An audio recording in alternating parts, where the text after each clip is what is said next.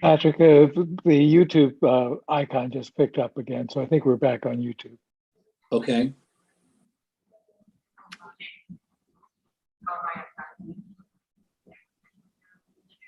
So we're back on YouTube, I believe. Yes. Okay. And we are looking at the minutes for the February 15th, 2022 meeting. And if everybody's had an opportunity to take a look at those, I would need a motion to approve them. So moved. And is there a second?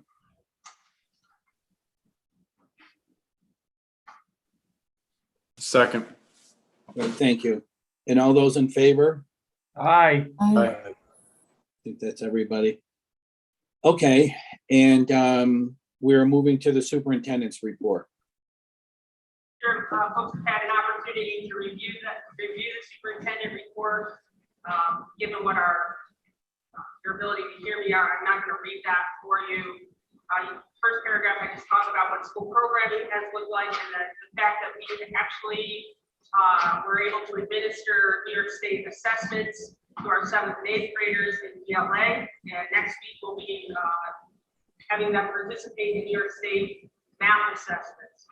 Also on track are the June Regents examinations for the high school students, and we'll begin prepping our students for that. Our high school Regents exams have not been administered since COVID, so it's been over 2 years now since students have sat for high school Regents examinations. So we've got our work cut out for us to get students prepared emotionally as well as content-based for what that looks like to sit for a state assessment. I had reported that our COVID experience had been good. We hadn't had a student positive since we last met in February, and then of course yesterday we had two student positives because I discussed. But again, we're finding that our protocols and procedures are managing to keep the campus safe. We've been able to continue to have in-person school.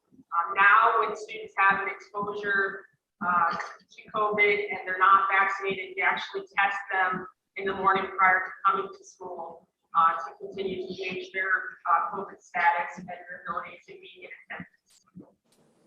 Census and budget, you can see that we continue to run about the same number of students.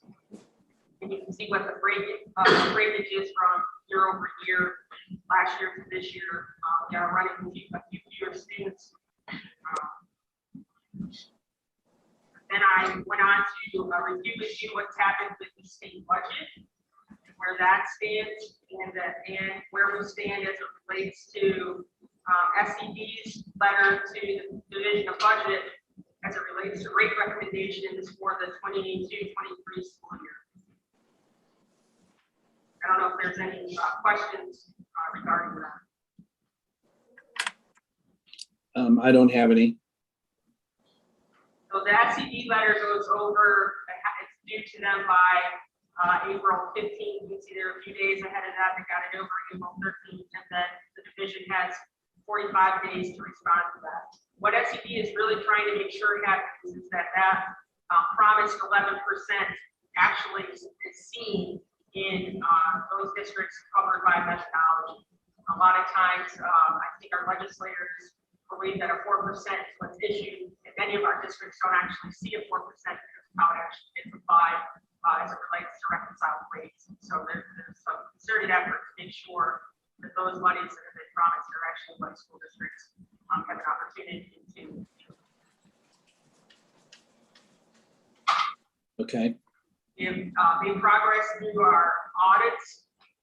Patrick was able to participate with us on our executive interview with the comptroller's office.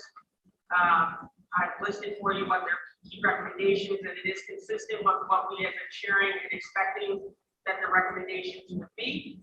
And you can see how we've applied what our corrective action will be to their recommendations.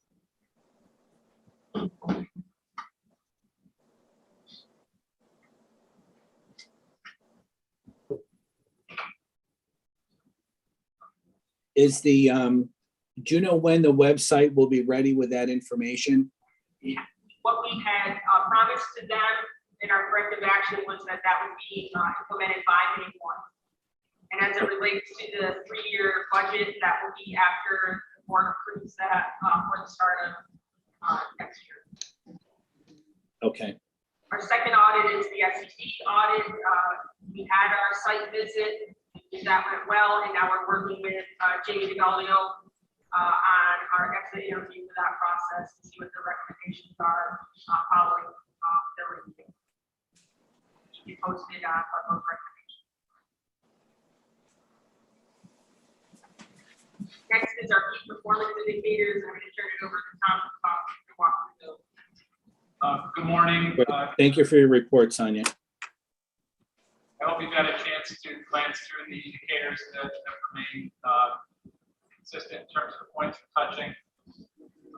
First slide, in terms of grade placement, there is important information in this one just to draw your attention to. The Star Renaissance software has a more robust view of performance, but what we keep an eye on is grade equivalent GE as compared to grade placement, which is the bar chart on the left, and then also NCE curve equivalent, which shows 18.7, but it's just a broader view of the same data we're receiving from that vendor who we use called Star Renaissance.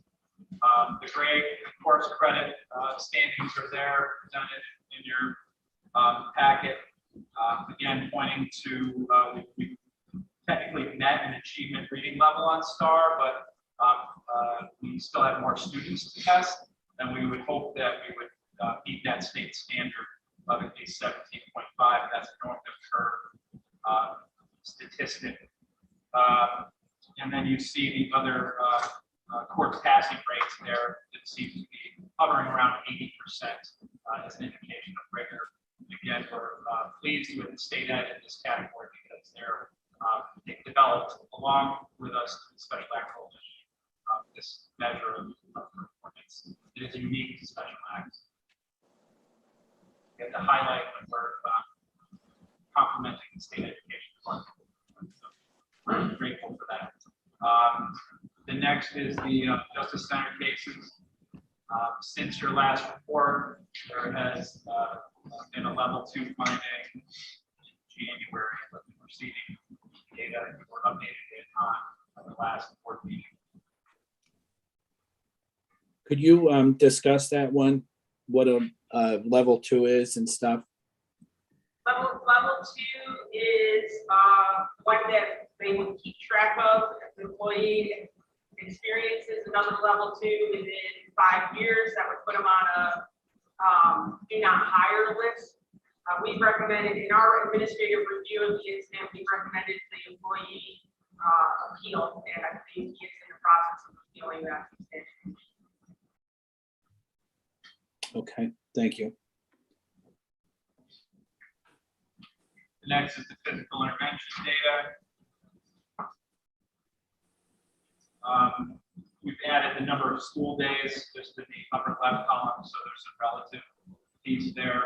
We're definitely finding the need to confront students their attempts to go about building, and staff are up to date with training around that. As we've marked this now for nearly 2 years, the percentage of enrollment experiencing physical intervention, as would be expected, is high in March, and we definitely saw that recent analysis. This is through April 1st.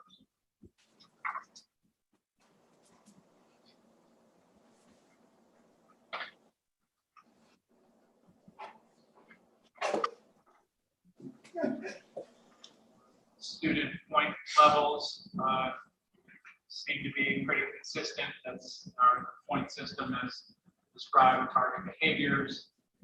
That is part of the daily program across campus. Continues to be a point of pride when we're interacting with schools that are struggling with behaviors across the state.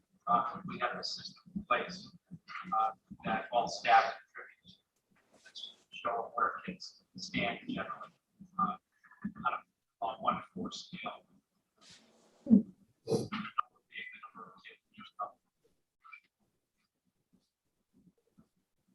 Finally, just keeping this on your radar of where we stand with COVID delivery. Masks continue to be approved as a personal choice at the time of this meeting. We're able to provide an ample amount of antigen tests to students and staff with the take-home tests that have been distributed across the state and country. Our clinic is supporting regular testing for non-vaccinated students in the event of considered contacts. That's to help increase attendance in school. That is greatly appreciated for trying to keep kids in school. And that effective 18, temperatures are no longer being taken as a major from the agency with that meeting. Okay. Great, thank you for the report. Are there any questions?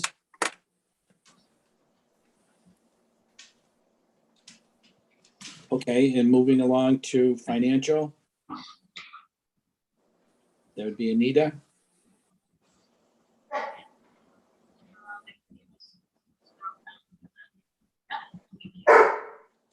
So February, we had 3.997 in revenues. You can see we had tuition was up just slightly from last month.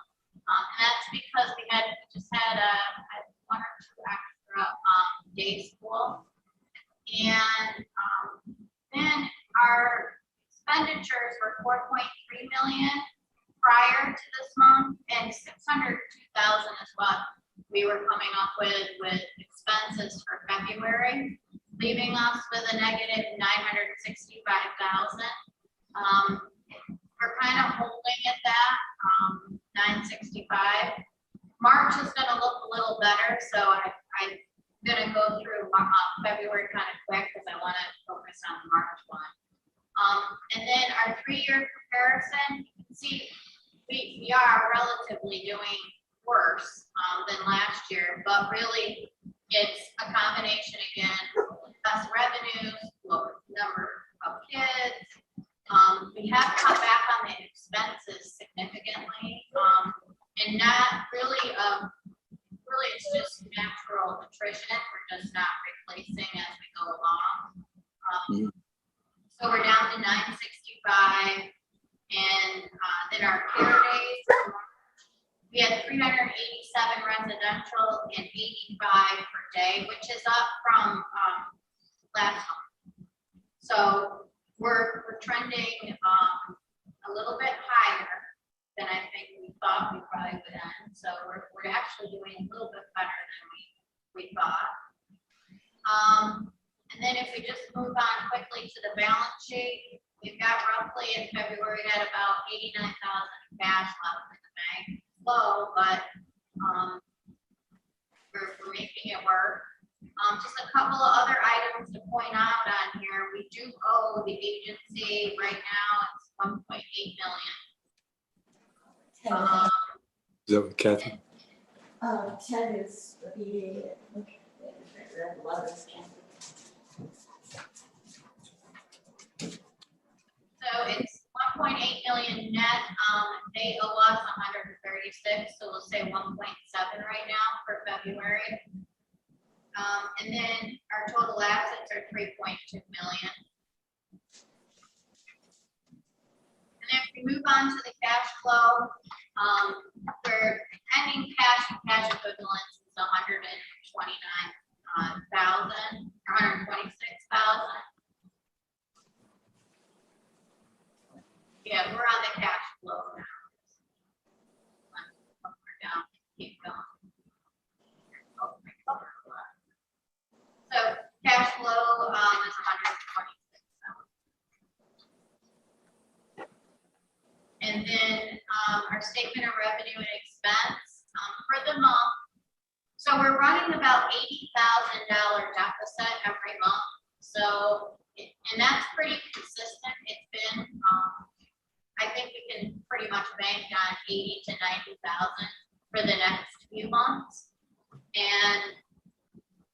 hopefully we will get our reconciled right and we can build for those revenues before the end of the school year. And we're just waiting on divisional budget to actually say it's good to go and they will release the rate and we should be able to bill for it immediately. Then I just want to kind of go on to March if there isn't any questions.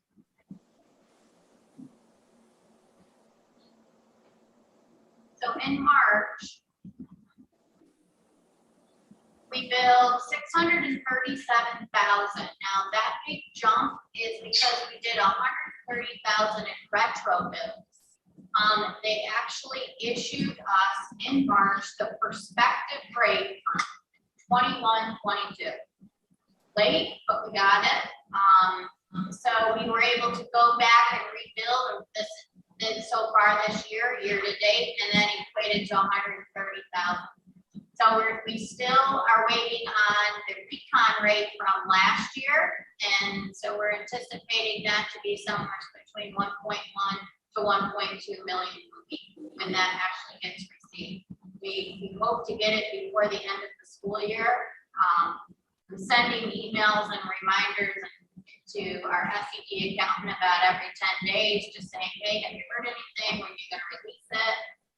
The calculation is in, everything looks good. It's just a matter of them releasing the rate.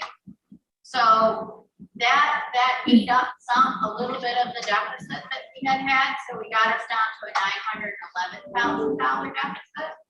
And again, expenses were 593. We're about 600,000 in expenses at home. So we're at 911. And then in our 3-year comparison, of course, it is worse, but it's relative to the amount of revenue. We have a little less kids, we're billing for less. We're trying to control the expenses the best that we can. So the 911 is negative. And then we had 393 residential care days, which is up from the prior month, and 88 day school. So we're trending upwards. And will we finish the end of the year where we ahead? Probably not with what we projected. We thought we'd have in kids, but we're doing better than I think the worst case scenario that we thought it was going to be. So I wish we had more, but it is what it is, and it's not nearly as bad as we thought it was going to be. Then in our balance sheet, we have $223,000 in operating cash in March, and debt is really holding us pretty steady there. And also to note too is for April 8th, we paid the RAN off. I know you'll see down on here that we actually show a revenue anticipation note of $346,000 that we owe. That's paid off as of now. So we did pay the RAN off. We don't have much left in cash, but we paid it off, and we're actively collecting as much accounts receivable as we can get. We're only really out about 200,000 right now in AR, so we're collecting quickly, and counties are paying pretty promptly. Are we out looking for a new RAN, Anita? Yeah. So Phil, if we can just wait right to the end, we want to just kind of talk a little bit about that. But yeah. Thank you. Okay. So 3.2 million in net liabilities and net assets. And then the cash flow, we have 260,000 in equivalent cash and cash equivalents available to us at the end of March.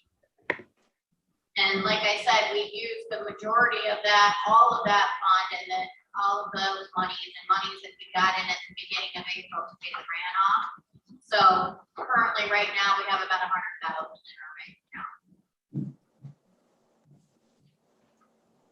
And then just our statement of revenue and expense, the next slide. This just gives us a good idea of like how we're running for the current period, which is, it shows 54,000, but remember that includes a rebill. So we're still really at about 80,000 loss every month. That's really the delta that we need to kind of eat away at. So that brings us to the negative 911. Okay. And As it relates to the RAND, the board is aware that we did go out and issue a RAND request and at $1 million, which the board had approved.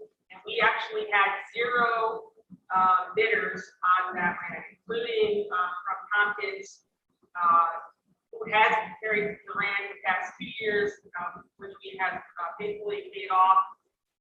They had some concerns about it not being able to be collateralized. It was incredibly disappointing. That whole entire interaction with the bank was unusual and surprising. They had actually been on campus, had met with Helen, had done some touring, were incredibly positive about their experience and their faith in the organization and what we're doing and their support of it. So their decision to not bid came as quite a blow, not anticipated or expected. So we currently had on the $1 million proposal, we had no bidders.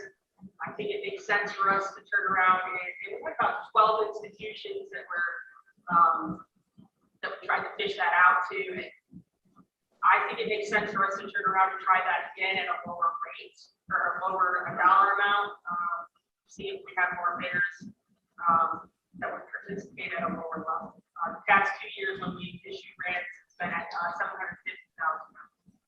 yeah, and I think that the lower rate actually, the lower amount makes probably some more sense now in light of some information that's, we know we're getting the recon rate, we just got the prospective rate, so the circumstances are a little bit better.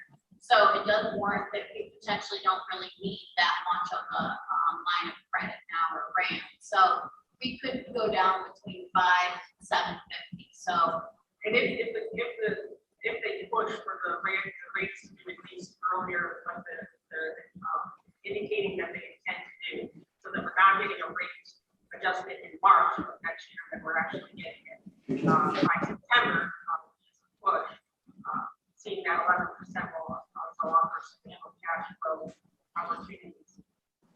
We also made contact with several of the other special acts that carry grants, and they carry them at much higher. They're over $1 million grants. And talk to them about what banks they have that are getting out those. We'll make some efforts there. Contracts those banks. we have been soliciting the big ones and some that like other BOCES and their bank. So we did use those ones, and again, like somebody said, we didn't hear anything back, but we're gonna try again at a lower amount, and we'll stay in contact with you about it. Given our relationship with Tompkins and their response, I've also asked you to start looking to see if it's time for us to formulate a new banking relationship with the. So, yeah, and I mentioned that as soon as I heard that we were declined the rate, I asked you guys that I think we should start looking at, diversifying our banking from Tompkins. So that is already,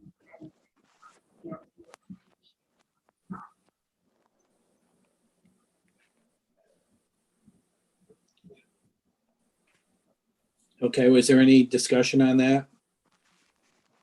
Does the board support that we should go out and try to solicit a new grant at a lower rate?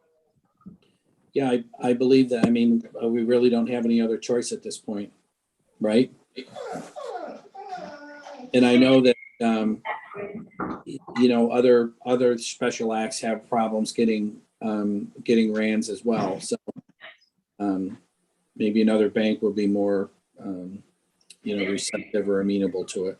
They tend to be in a different circumstance too. So the other special acts are in the habit of they just keep rolling their RAN, right? So they're not paying their RAN off the way we pay ours off. They actually get the next RAN and use that to pay off their experience. So that's what was surprising to us, that really only ran 2 years, the last 15. Yeah.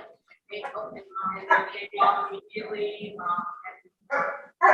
regular payments throughout the school year, which isn't required, but we were able to do that, and did do that, so. Maybe it makes sense for us to look at, maybe institutions that have more familiarity with the collateral is your anticipated revenue, versus the. Okay. Thank you for the report. And does anybody have questions, comments, or concerns?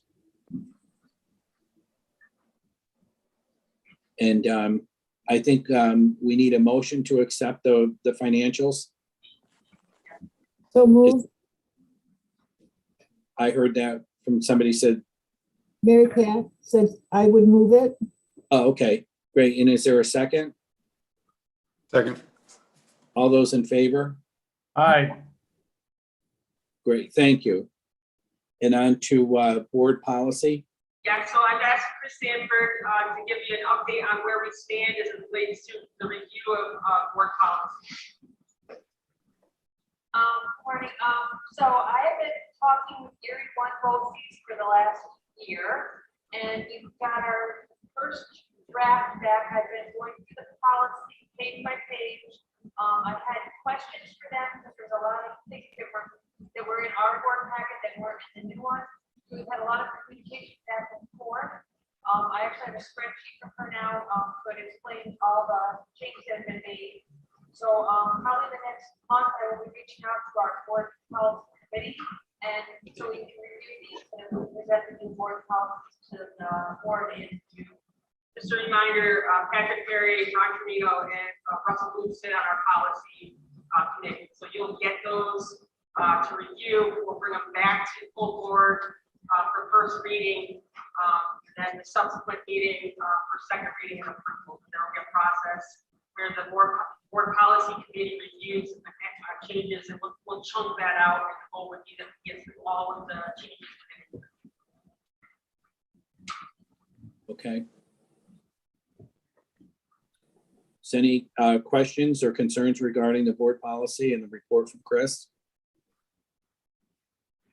Great, thank you. And we don't need a motion on that, do we? It's just an update, informational item. Okay, great.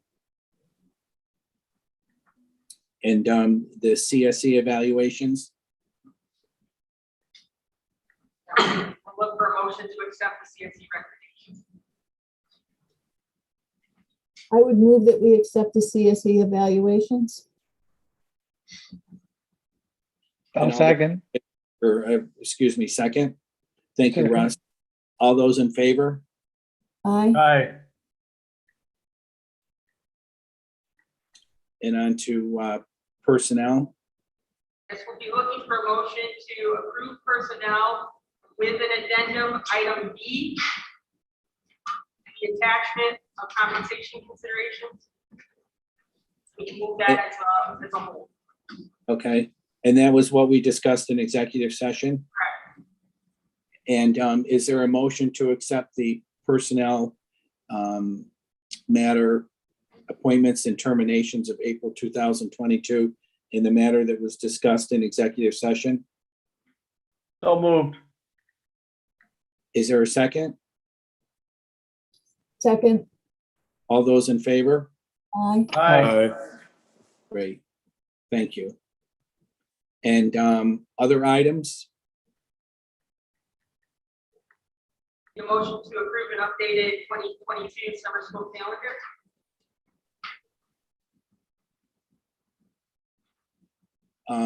Yeah, I'll make a motion to approve that.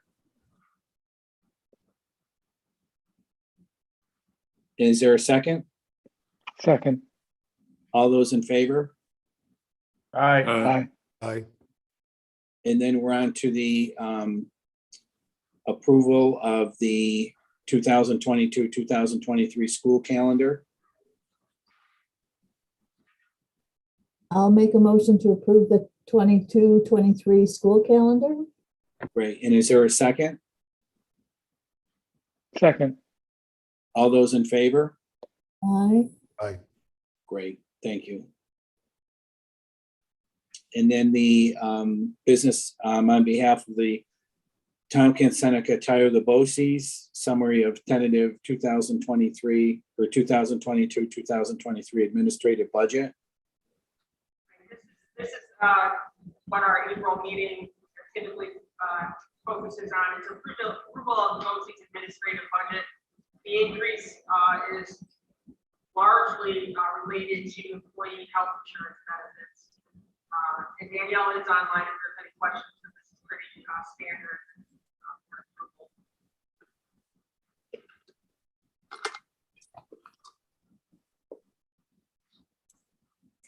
So we need a motion on this. Yes. Okay, there aren't any questions. And is there a motion to accept? I'll move it, Patrick. Is there a second? A Second. second. Great, thank you, Russ. All those in favor? Aye. Aye. Great, thank you. And do we have anything else left here? We have an executive session. I'm sorry, Patrick, on the BOCES information, we also need a motion to approve the board members. Okay, and if you look at page 5 of that, I believe it is, there is a certificate or certification regarding election of board members. There's 4 of them there, and then there's a write-in. So we need a motion to accept that. There isn't any discussion. I would move the acceptance of that slate of representatives for BOCES. Okay, and is there a second? Second. Great, all those in favor? Aye. Aye. Great. I'd like to thank Danielle for her willingness to continue to serve our district representing George Jr. on that board. Danielle has signed herself up for another 3 years of doing that on behalf of our organization. Thank you, thank you. Thanks, Sonia. And are we going to have a public be heard session?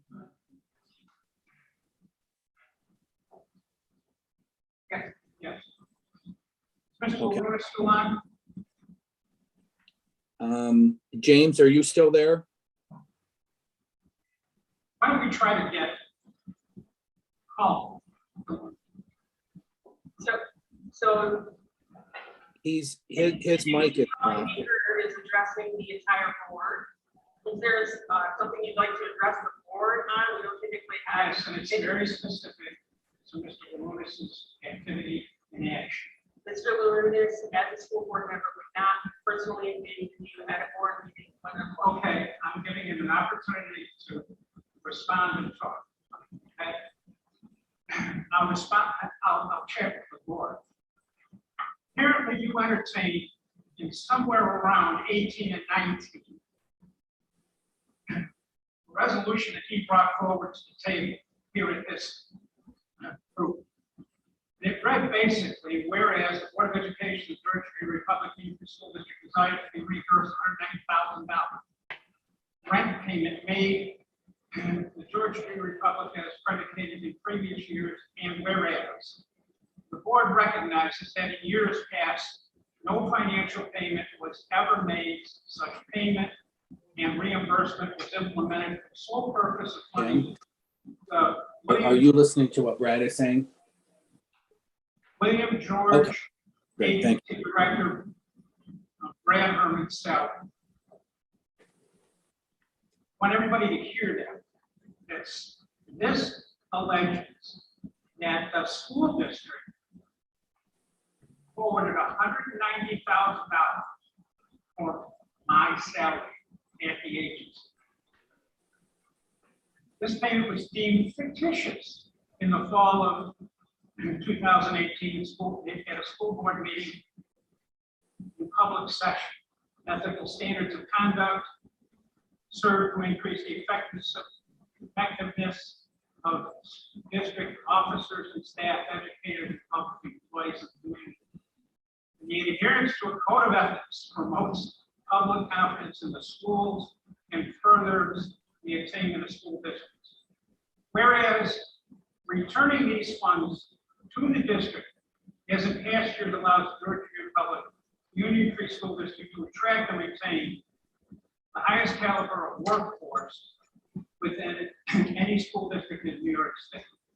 The teachers of this institution deserve the top pay scale for their commitment to the organization. The students are deserving as well, and so on and so forth. Now, this particular resolution, it's poorly written because it's got some erroneous dates apparently on it, because this is also dated May 18th. Now, I would direct the question at Mr. Brunis, but now I'm going to direct it at the total board. I want to understand where Mr. Brunis thought this was anywhere truthful. I want to know where his direction was, what his work was to verify that any of this took place. I want to know how a board got this on an agenda with the degree of no work whatsoever, because it was totally wrong.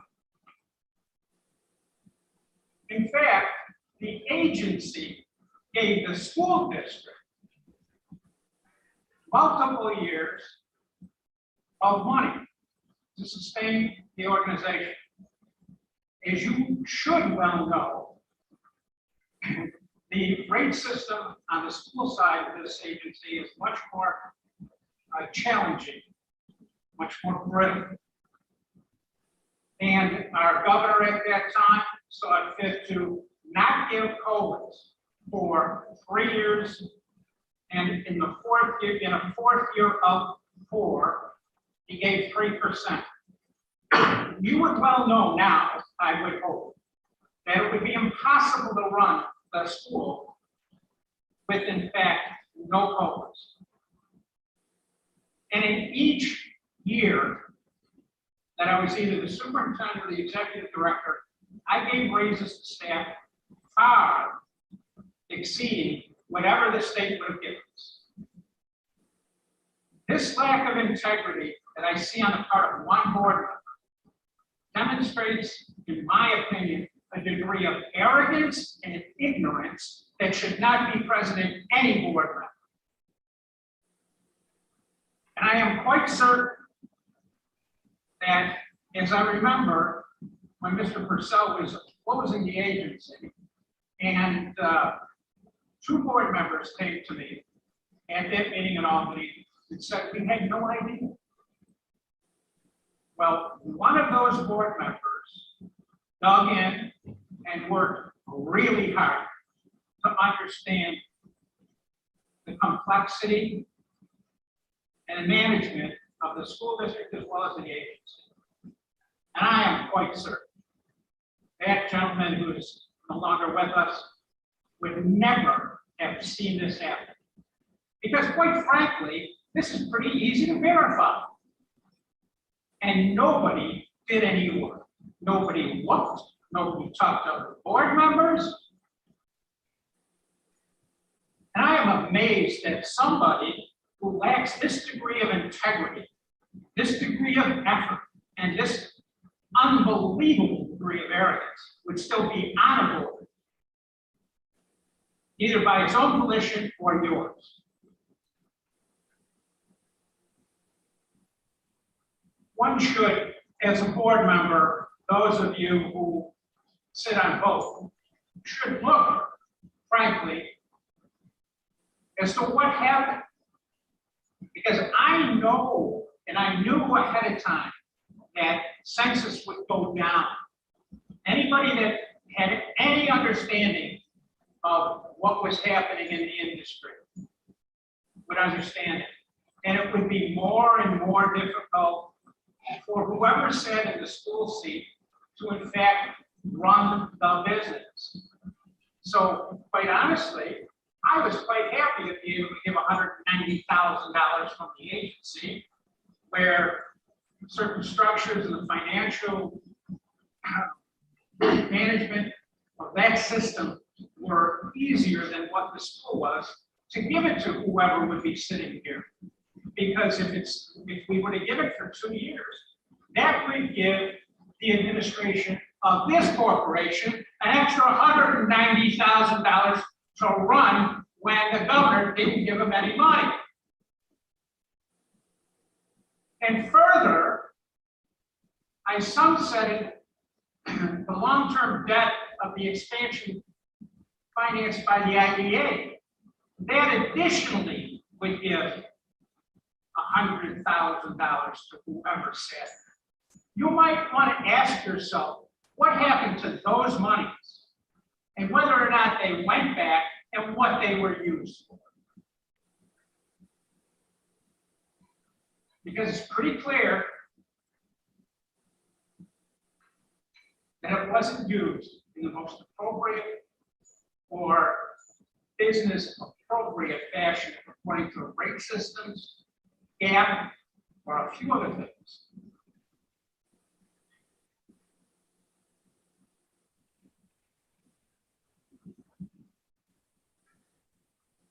I told one of your board members at a dinner before Mr. Larunas made this erroneous comment that certain administrators were in fact lying as to what their day-to-day practice was to the board. I said it before you had any issue with who sat across the way, who was here, where the money went. So you were well aware that there were many more problems that later on emerged.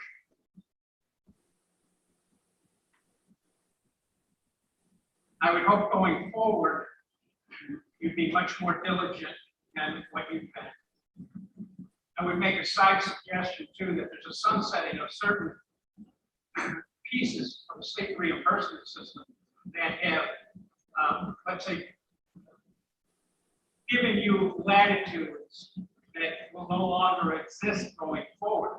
So you over here should be in full understanding. I would expect that your administrators would do that, because they were very key in you being able to sustain the program in their sunset. There are obviously other issues every year that evolve and change, that comes forth from XCD that are of less critical nature. Anybody have any questions? Thank you. Thank you, Brad. Thank you, Brad.